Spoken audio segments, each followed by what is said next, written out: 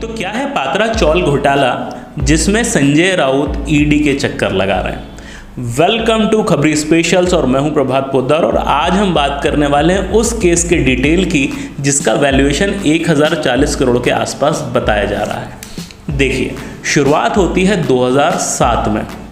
पात्रा चाल जो गोरेगांव मुंबई में करीबन 47 एकड़ की भूमि में बनी हुई जगह है, यहाँ पे Maharashtra housing and area development authority ने इसको रीडेवलप करने का सोचा। 47 एकड़ की भूमि बहुत ज़्यादा होती है, वो भी मुंबई में, और गोरेगांव तो वहाँ का एक बहुत ही इम्पॉर्टेंट क्षेत्र है, करीबन मुंबई के महंगे क्षेत्रों में से एक आता है। गुरु आशीष कंस्ट्रक्शन प्राइवेट लिमिटेड को ये जिम्मेदारी दी गई।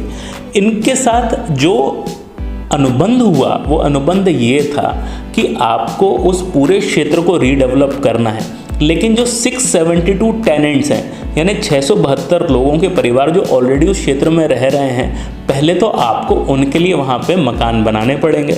उसके बाद Maharashtra housing and area development authority को आपको 3000 फ्लैट्स देने पड़ेंगे, और उसके बाद जो क्षेत्र बचता है वो क्षेत्र आप चाहें तो उसको प्राइवेट कंस्ट्रक्शन कंपनीज को बेच सकते हैं और उसको डेवलप कर सकते हैं।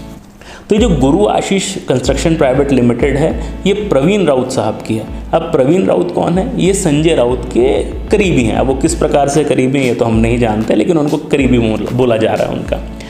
स्थितियाँ ये बनी कि न केवल आपको उन 672 लोगों को फ्लैट बना के देने हैं, मकान बना के देने हैं, बल्कि जब तक ये मकान डेवलप नहीं हो जाते तब तक आपको उनका जिन घरों में वो किराए से रहेंगे वो किराया भी देना पड़ेगा। 2007 में ये रीडेवलपमेंट चालू हुआ और 2022 तक, यानी ये कई साल हो चुके हैं इस चीज़ को, 15 साल हो चुके हैं, अभी तक उन 672 लोगों को मकान नहीं मिले हैं।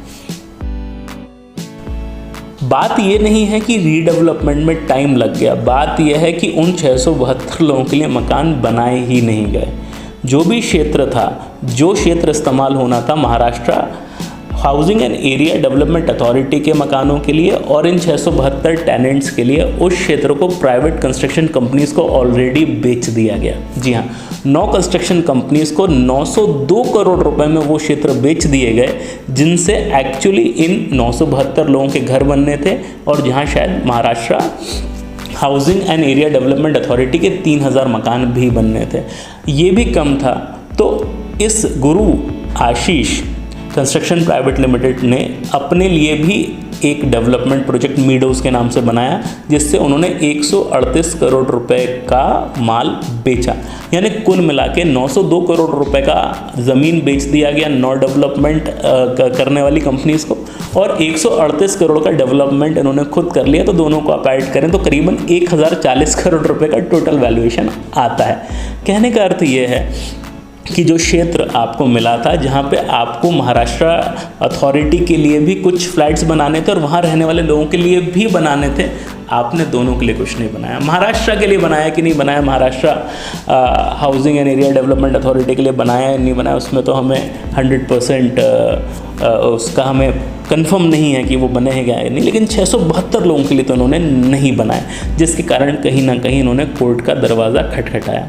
अब आप कहेंगे कि भाई साहब, प्रवीण राउत ने ये सब किया है, इससे संजय राउत का क्या कनेक्शन है? कनेक्शन ये है कि ईडी का कहना है कि इन दोनों के बीच में ऐसे बहुत सारे फाइनेंशियल ट्रांजैक्शंस हुए हैं जिससे ये लगता है कि कुछ पैसा प्रवीण राउत ने ट्रांसफ़र किया है संजय राउत को और उनकी वाइफ के अकाउंट्स में, जिसका इस्तेमाल अलग अलग प्रॉपर्टियाँ खरीदने में किया गया है। अब इन ट्रांजैक्शंस की लेजिटिमेसी कितनी है ये तो आने वाले वक्त में ईडी या फिर कोर्ट ही बता पाएगा। हमारा प्रश्न सिर्फ इतना था, हम सिर्फ ये चाहते थे कि हमारे दर्शक जान पाएँ कि एक्चुअली वो घोटाला क्या है जिसके कारण महाराष्ट्र के इतने कद्दावर नेता को ईडी बार बार बुला रही है, जिसके कारण उनको बार बार बयान देने पड़ रहे हैं। मिलेंगे इसी प्रकार के किसी इंटरेस्टिंग वीडियो के साथ अगली बार। तब तक जुड़े रहिए खबरी के साथ, क्योंकि हर खबर पे हमारी नज़र।